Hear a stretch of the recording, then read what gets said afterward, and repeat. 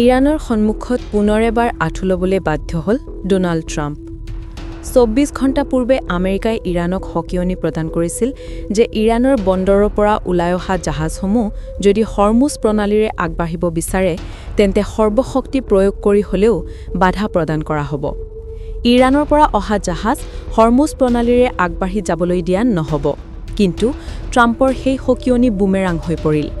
ট্ৰাম্পৰ সকিয়নিক বুঢ়া আঙুলি দেখুৱাই এখন দুখন নহয়, চীনৰ ৩খনকৈ তেল ভৰ্তি জাহাজ হৰমুজ প্ৰণালীৰে ওলাই গ'ল। দূৰৰ পৰা দেখি থাকিল আমেৰিকাৰ নৌসেনা। চীনৰ জাহাজ বাধা দিবলৈ সাহস নহ'ল আমেৰিকাৰ। ট্ৰাম্পে যিদৰে ইৰাণক ভাবুকি প্ৰদান কৰি আহিছে, এইবাৰ মুখ খুলিছে চীন। ইৰাণৰ পক্ষত মুকলিভাৱে থিয় দিছে চীন।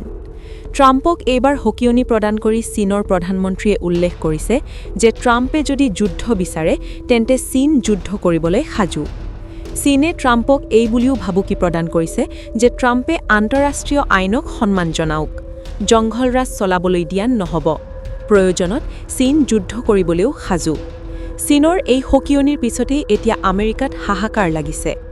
চীনৰ এই ৰূপ দেখি এতিয়া আমেৰিকাৰ নৌসেনা পলাবলৈ ধৰিছে।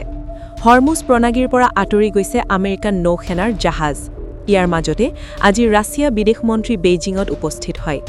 চীন আৰু ৰাছিয়াই যুদ্ধৰ বাবে ৰণনীতি প্ৰস্তুত কৰে। আনকি চীন আৰু ৰাছিয়াই ইৰাণৰ সৈতেও যুদ্ধক লৈ বাৰ্তালাপ কৰে। প্ৰয়োজনত আমেৰিকা আৰু ইজৰাইলৰ বিৰুদ্ধে যুদ্ধত নামিবলৈ সাজু চীন, ৰাছিয়া। চীন আৰু ৰাছিয়াৰ এই বৈঠকৰ পিছতেই আমেৰিকাত জোকাৰণিৰ সৃষ্টি হৈছে।